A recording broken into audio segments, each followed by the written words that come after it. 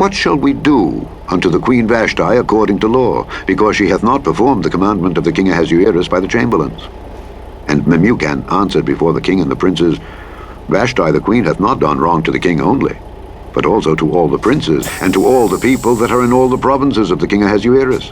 For this deed of the queen shall come abroad unto all women, so that they shall despise their husbands in their eyes, when it shall be reported, the king Ahasuerus commanded Vashti the queen to be brought in before him, but she came not.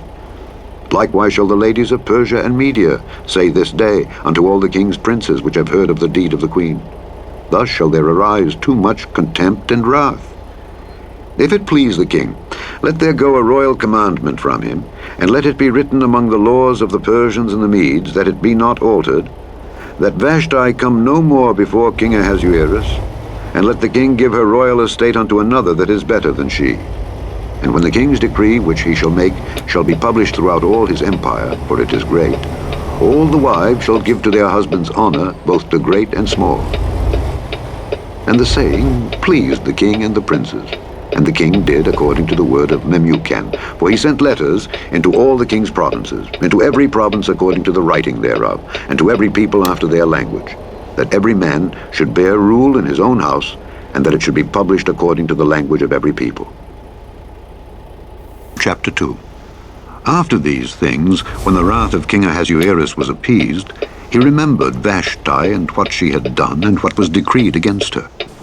Then said the king's servants that ministered unto him, Let there be fair young virgins sought for the king, and let the king appoint officers in all the provinces of his kingdom, that they may gather together all the fair young virgins unto Shushan the palace, to the house of the women, unto the custody of Hegi the king's chamberlain, keeper of the women, and let their things for purification be given them, and let the maiden which pleaseth the king be queen instead of Vashti.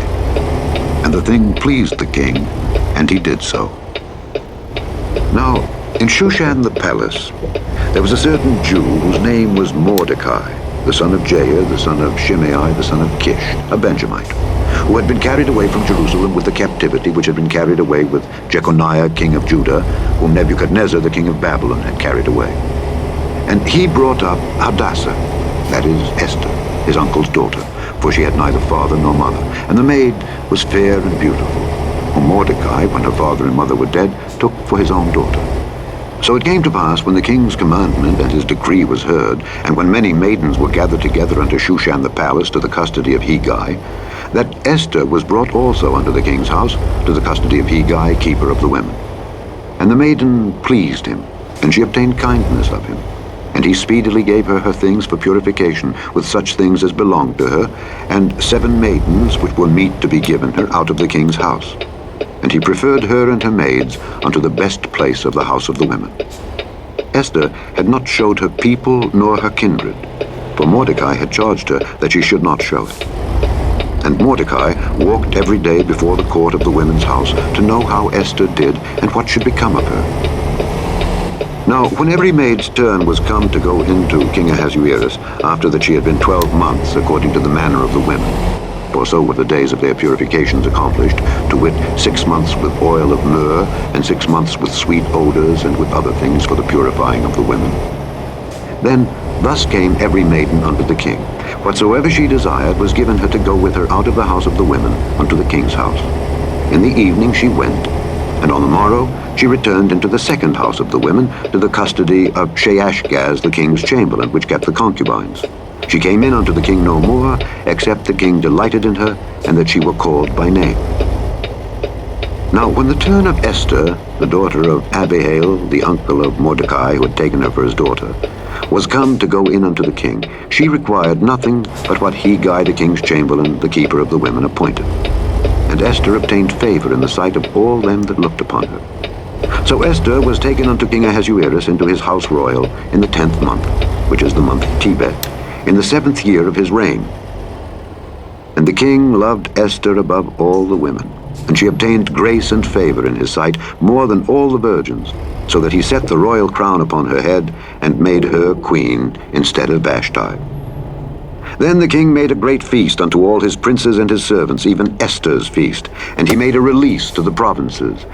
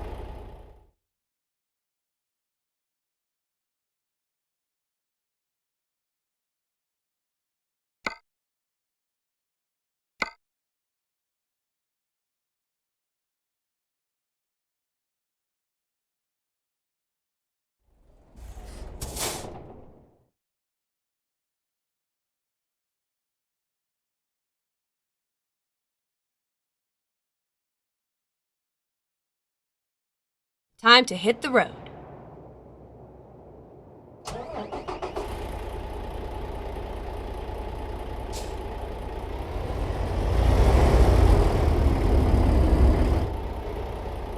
And gave gifts according to the state of the king. And when the virgins were gathered together the second time, then Mordecai sat in the king's gate. Esther had not yet showed her kindred nor her people, as Mordecai had charged her, for Esther did the commandment of Mordecai like as when she was brought up with him. In those days, while Mordecai sat in the king's gate, two of the king's chamberlains, Bigthan and Teresh, Right. of those which kept the door, were wroth, and sought to lay hand on the king Ahasuerus. And the thing was known to Mordecai, who told it unto Esther the queen, and Esther certified the king thereof in Mordecai's name. And when inquisition was made of the matter, it was found out. Therefore they were both hanged on a tree, and it was written in the book of the Chronicles before the king. Keep right, and then turn Chapter right. 3. After these things did King Ahasuerus promote Haman, the son of Hammedatha the Agagite, and Turn advanced right. him, and set his seat above all the princes that were with him.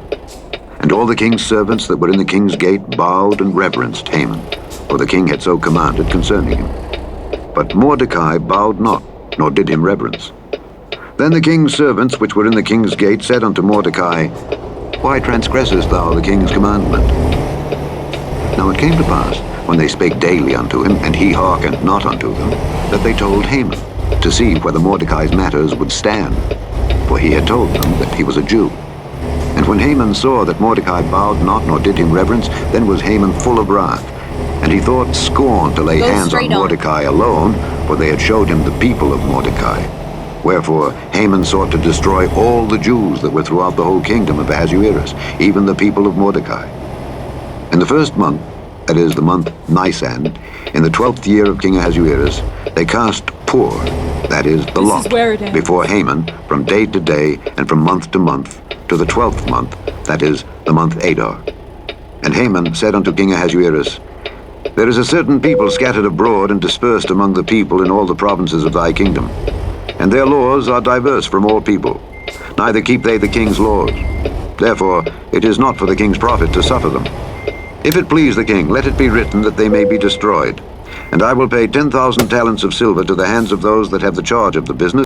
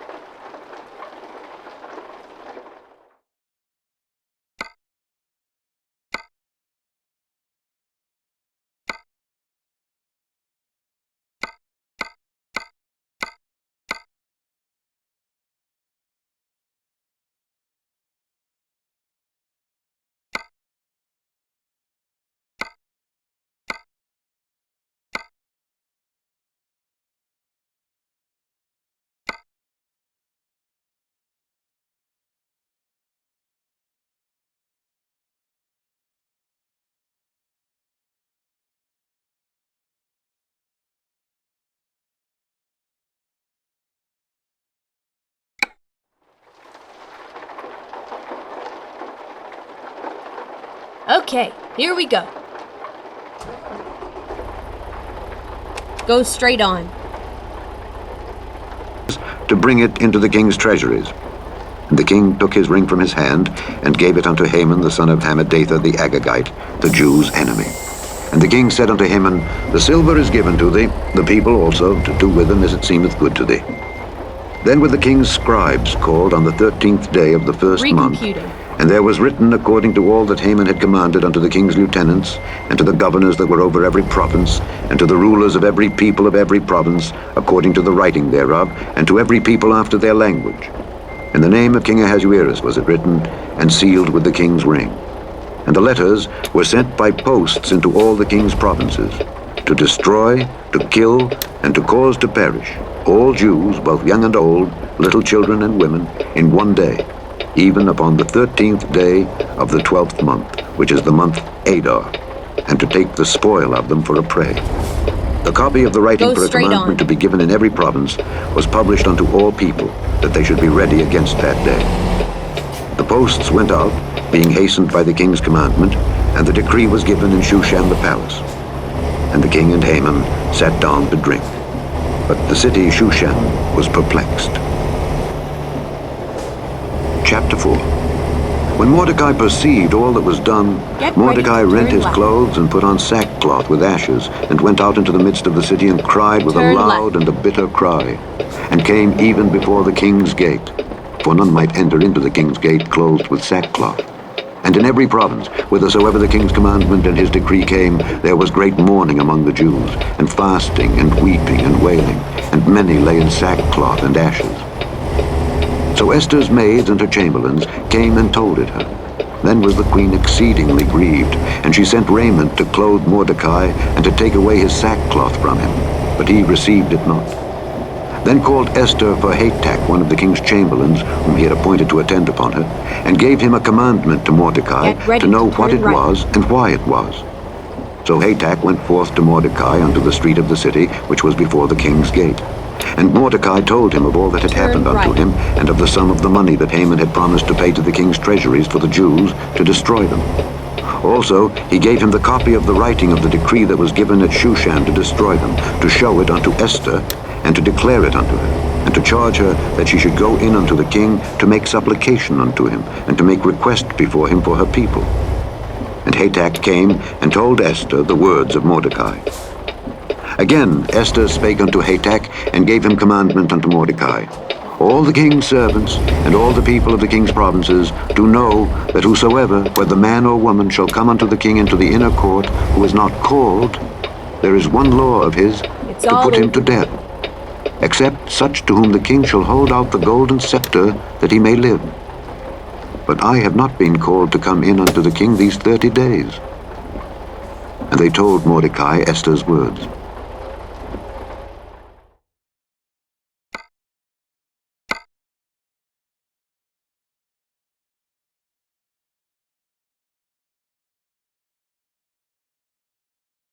Ready to roll.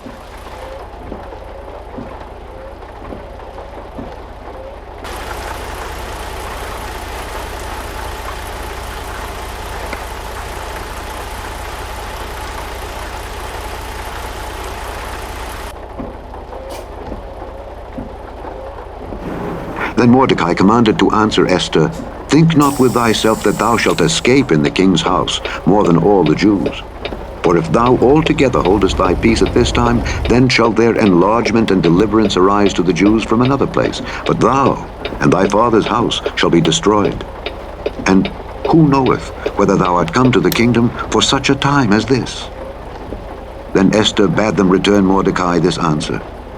Go, gather together all the Jews that are present in Shushan, and fast ye for me, and neither eat nor drink 3 days, night or day. I also and my maidens will fast likewise, and so will I go in unto the king, which is not according to the law. And if I perish, I perish. So Mordecai went his way, and did according to all that Esther had commanded him. Chapter 5. Now it came to pass on the 3rd day, that Esther put on her royal apparel, and stood in the inner court of the king's house over against the king's house. And the king sat upon his royal throne in the royal house over against the gate of the house. And it was so, when the king saw Esther the queen standing in the court, that she obtained favor in his sight. And the king held out to Esther the golden scepter that was in his hand. So Esther drew near, and touched the top of the scepter. Then said the king unto her, What wilt thou, Queen Esther? And what is thy request? It shall be even given thee to the half of the kingdom. And Esther answered, If it seem good unto the king, let the king and Haman come this day unto the banquet that I have prepared for him. Then the king said, Cause Haman to make haste, that he may do as Esther hath said. So the king and Haman came to the banquet that Esther had prepared. And the king said unto Esther at the banquet of wine, What is thy petition? And it shall be granted thee. And what is thy request? Even to the half of the kingdom it shall be performed. Then answered Esther and said, My petition and my request is, If I have found favor in the sight of the king, and if it please the king to grant my petition and to perform my request, Let the king and Haman come to the banquet that I shall prepare for them, and I will do tomorrow as the king had said. Then went Haman forth that day, joyful and with a glad heart. But when Haman saw Mordecai in the king's gate, that he stood not up nor moved for him, he was full of indignation against Mordecai.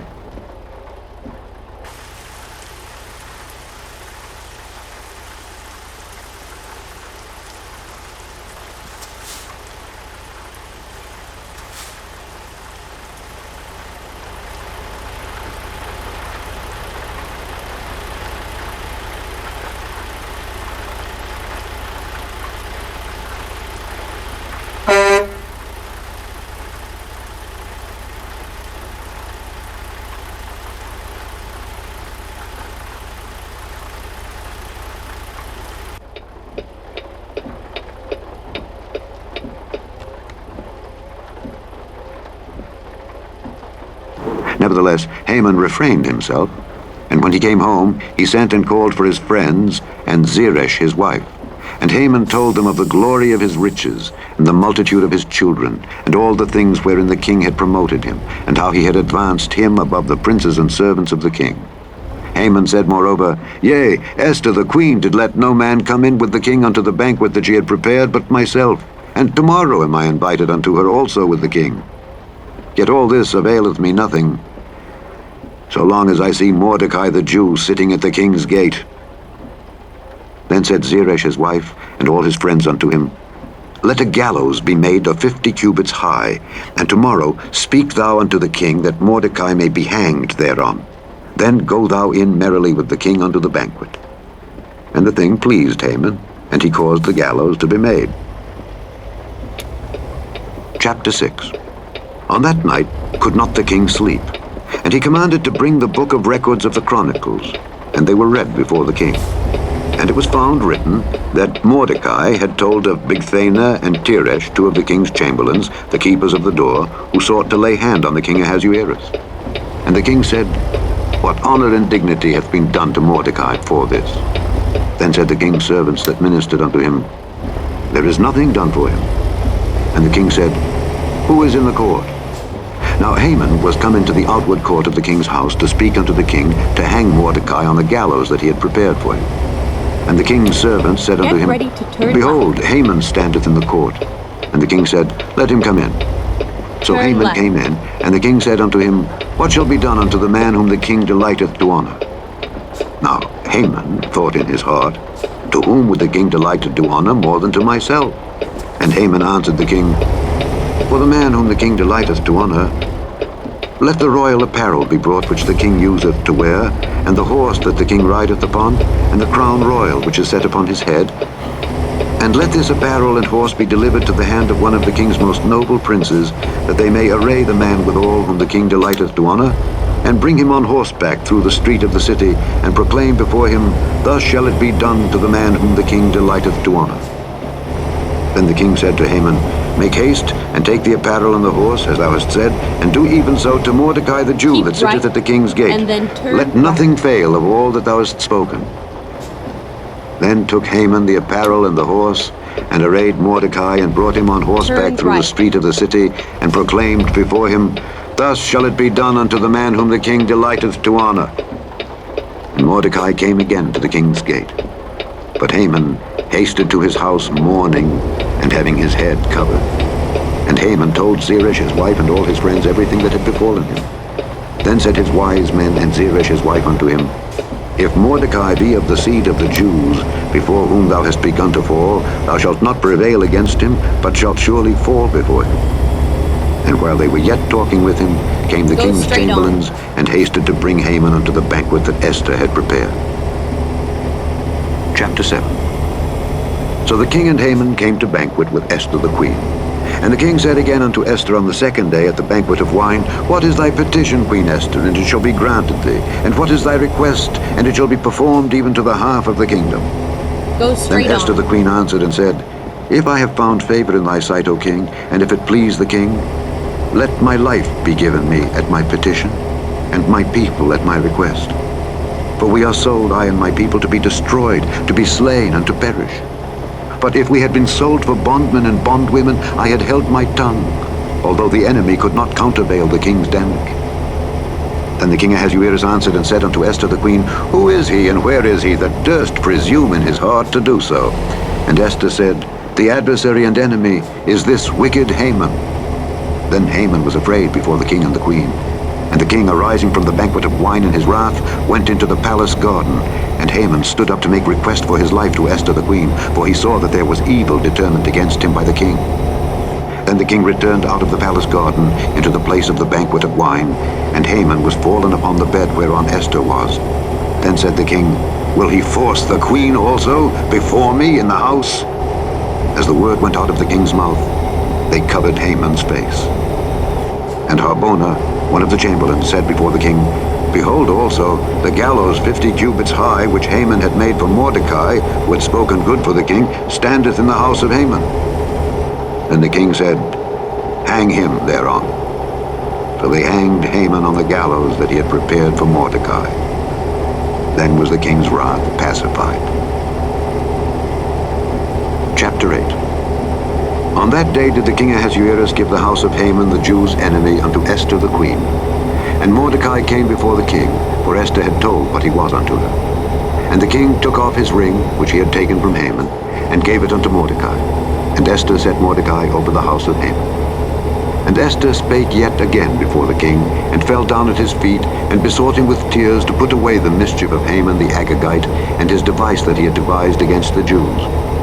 Then the king held out the golden scepter toward Esther. So Esther arose and stood before the king, and said, If it please the king, and if I have found favor in his sight, and the thing seem right before the king, and I be pleasing in his eyes, let it be written to reverse the letters devised by Haman the son of Hammedatha the Agagite, which he wrote to destroy the Jews which are in all the king's provinces. For how can I endure to see the evil that shall come unto my people? Or how can I endure to see the destruction of my kindred? Then the king Ahasuerus said unto Esther the queen, and to Mordecai the Jew, Behold, I have given Esther the house of Haman, and him they have hanged upon the gallows, because he laid his hand upon the Jews. Write ye also for the Jews, as it liketh you, in the king's name, and seal it with the king's ring. For the writing which is written in the king's name and sealed with the king's ring may no man reverse. Then were the king's scribes called at that time in the 3rd month, that is the month Sivan, on the 23rd day thereof. And it was written according to all that Mordecai commanded unto the Jews, and to the lieutenants, and the deputies and rulers of the provinces which are from India unto Ethiopia, 127 provinces, unto every province according to the writing thereof, and unto every people after their language, and to the Jews according to their writing, and according to their language.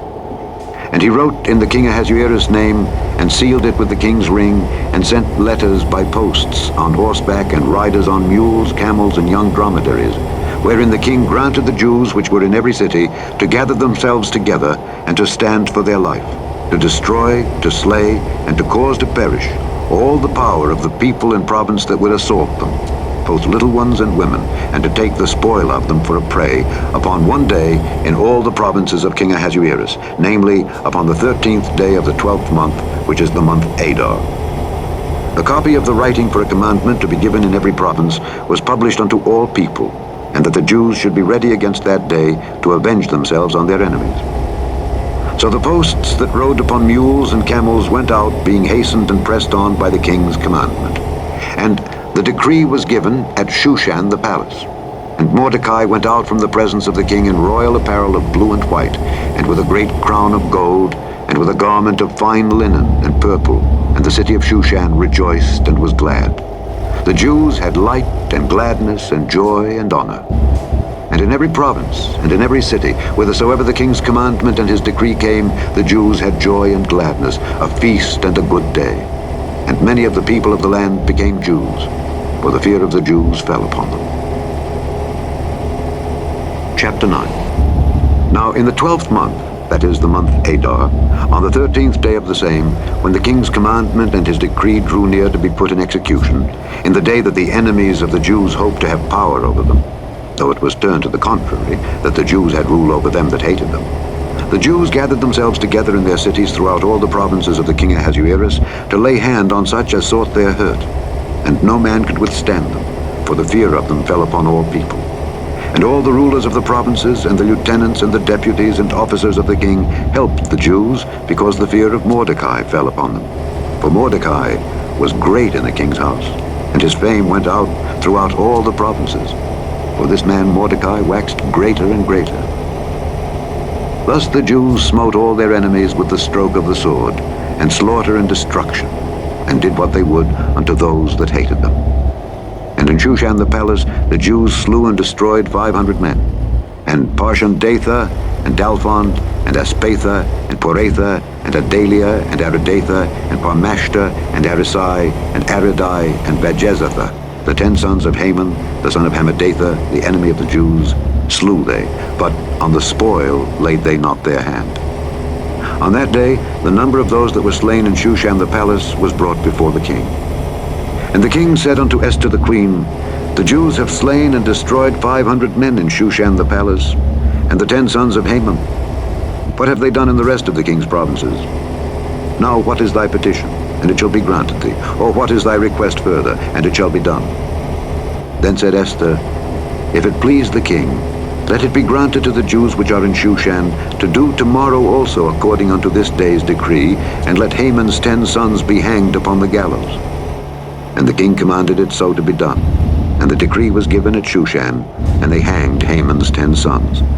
For the Jews that were in Shushan gathered themselves together on the 14th day also of the month Adar, and slew 300 men at Shushan. But on the prey they laid not their hand. But the other Jews that were in the king's provinces gathered themselves together and stood for their lives, and had rest from their enemies, and slew of their foes 75,000, but they laid not their hands on the prey, on the 13th day of the month Adar. And on the 14th day of the same rested they, and made it a day of feasting and gladness. But the Jews that were at Shushan assembled together on the 13th day thereof, and on the 14th day thereof, and on the 15th day of the same they rested, and made it a day of feasting and gladness. Therefore the Jews of the villages that dwelt in the unwalled towns made the 14th day of the month Adar a day of gladness and feasting, and a good day, and of sending portions one to another. And Mordecai wrote these things, and sent letters unto all the Jews that were in all the provinces of the king Ahasuerus, both nigh and far, to establish this among them, that they should keep the 14th day of the month Adar, and the 15th day of the same yearly, as the days wherein the Jews rested from their enemies, and the month which was turned unto them from sorrow to joy, and from mourning into a good day, that they should make them days of feasting and joy, and of sending portions one to another, and gifts to the poor. And the Jews undertook to do as they had begun, and as Mordecai had written unto them. Because Haman the son of Hammedatha the Agagite, the enemy of all the Jews, had devised against the Jews to destroy them, and had cast Pur, that is, the lot, to consume them, and to destroy them. But when Esther came before the king, he commanded by letters that his wicked device which he devised against the Jews should return upon his own head, and that he and his sons should be hanged on the gallows. Wherefore they called these days Purim, after the name of Pur.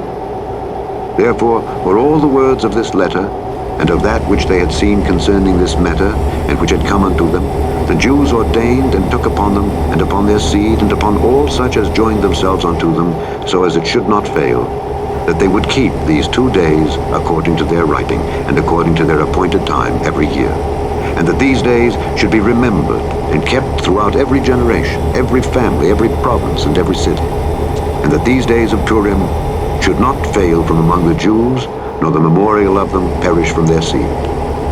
Then Esther the queen, the daughter of Abihail, and Mordecai the Jew, wrote with all authority to confirm this second letter of Purim.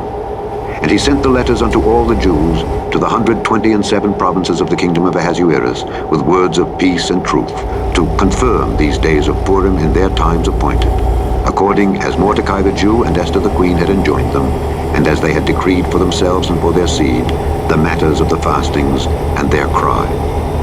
And the decree of Esther confirmed these matters of Purim, and it was written in the book.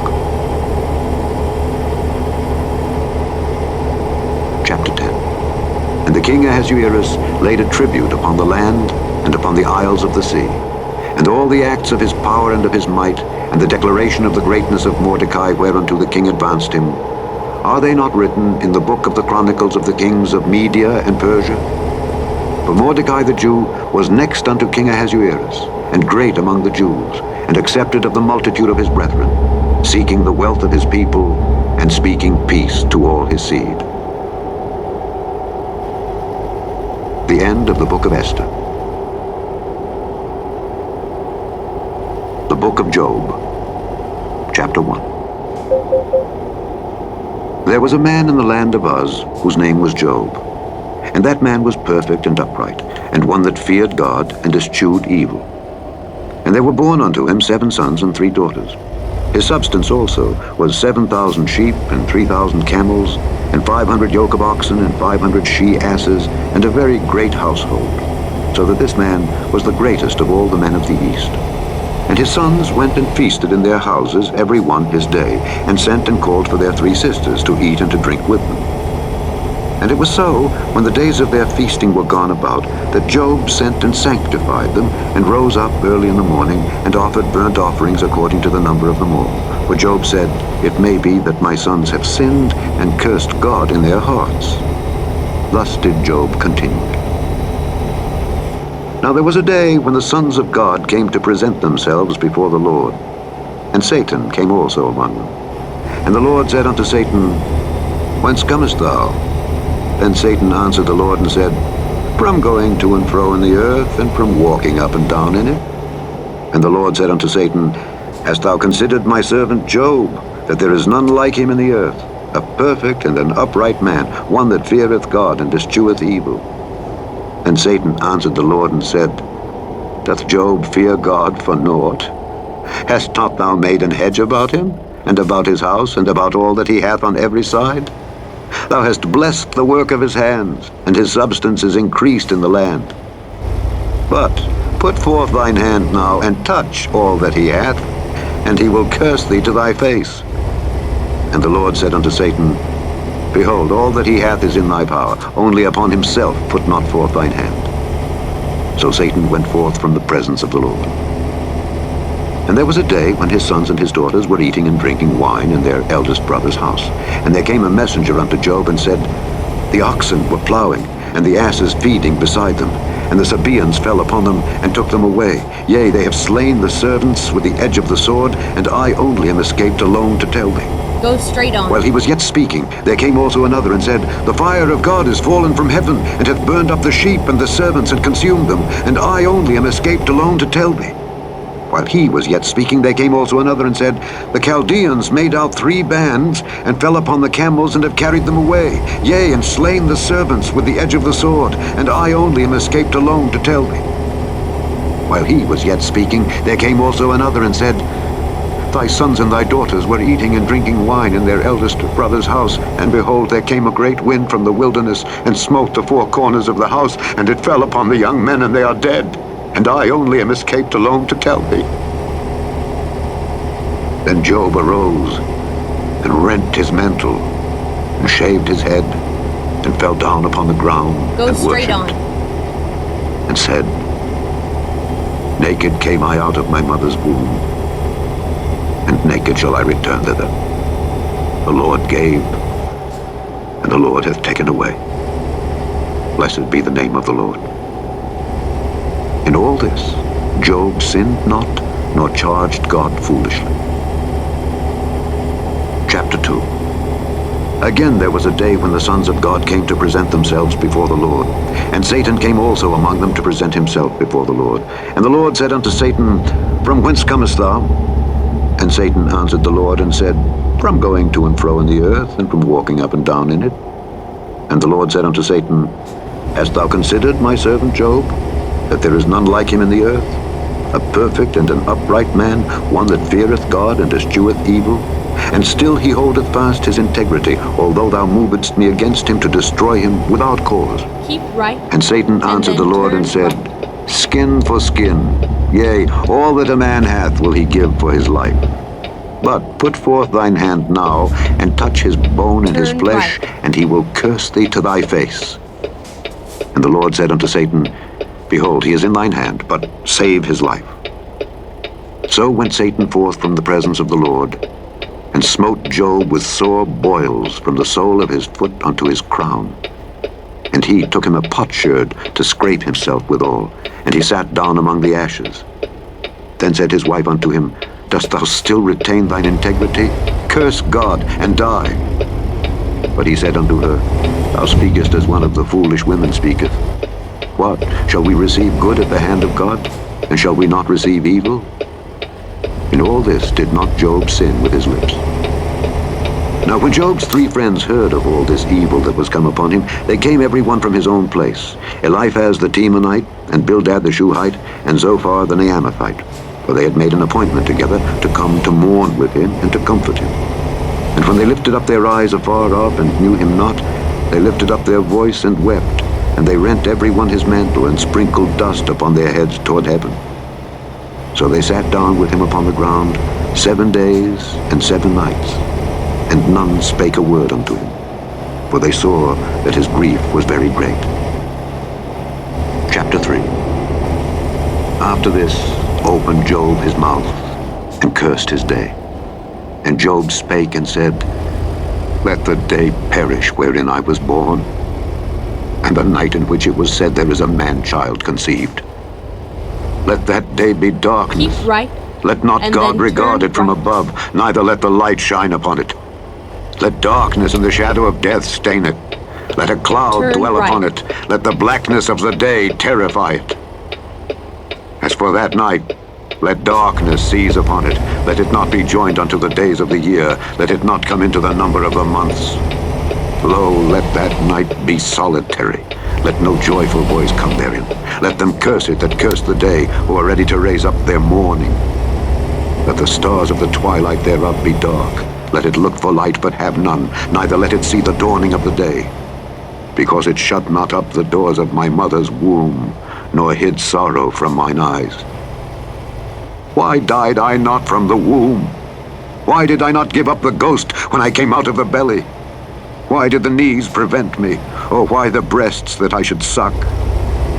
For now should I have lain still and been quiet. I should have slept. Go straight on.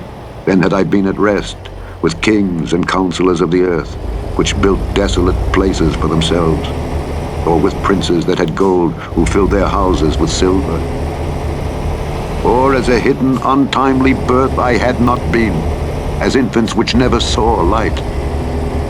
There the wicked cease from troubling, and there the weary be at rest.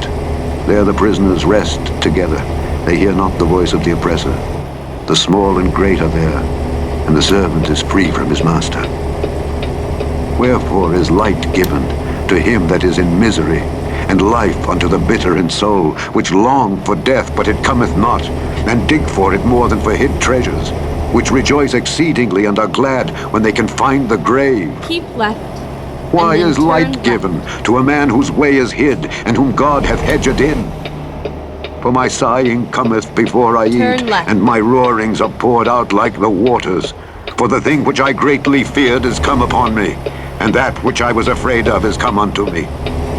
I was not in safety, neither had I rest, neither was I quiet, yet trouble came. Chapter 4. Then Eliphaz the Temanite answered and said, If we essay to commune with thee, wilt thou be grieved? But who can withhold himself from speaking?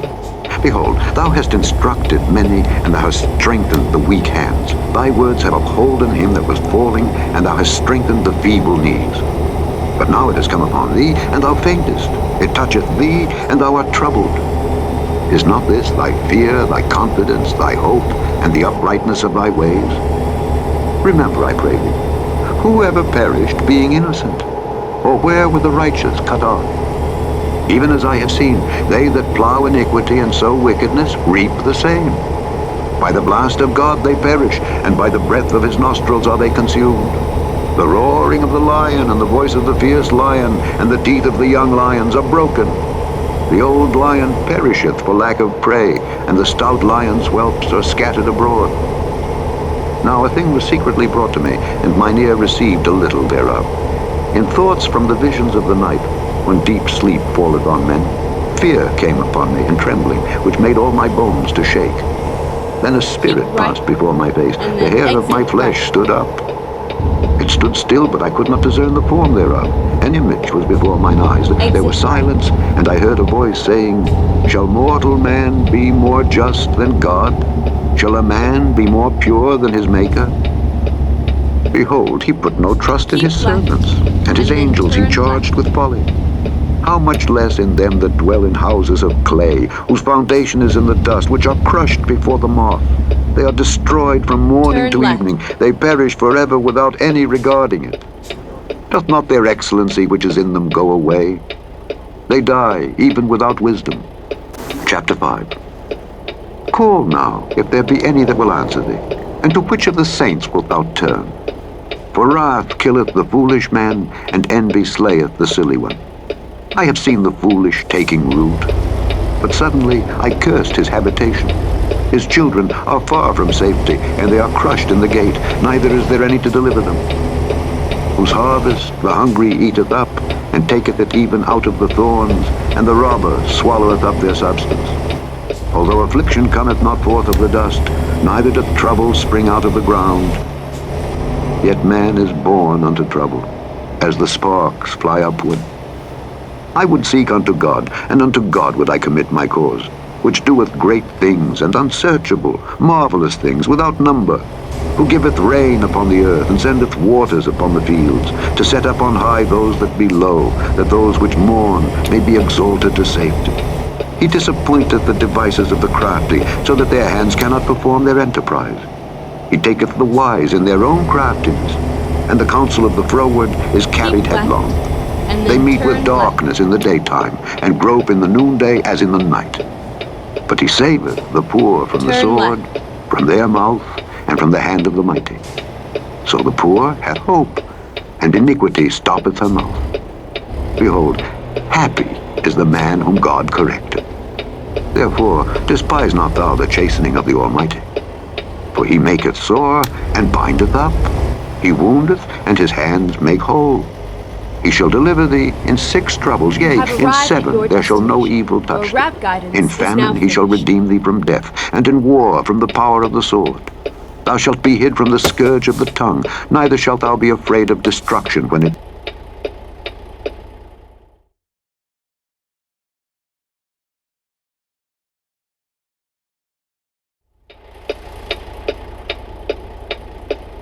cometh.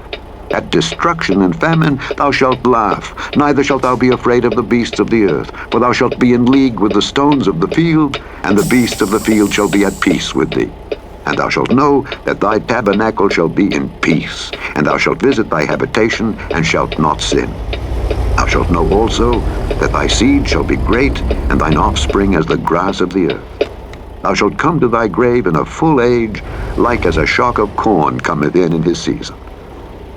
Lo this, we have searched it, so it is. Hear it, and know thou it for thy good. Chapter 6. But Job answered and said, Oh, that my grief were throughly weighed, and my calamity laid in the balances together. For now it would be heavier than the sand of the sea. Therefore my words are swallowed up. For the arrows of the Almighty are within me, the poison whereof drinketh up my spirit. The terrors of God do set themselves in array against me. Doth the wild ass bray when he hath grass, or loweth the ox over his fodder? Can that which is unsavory be eaten without salt, or is there any taste in the white of an egg? The things that my soul refused to touch are as my sorrowful meat. Oh, that I might have my request, and that God would grant me the thing that I long for.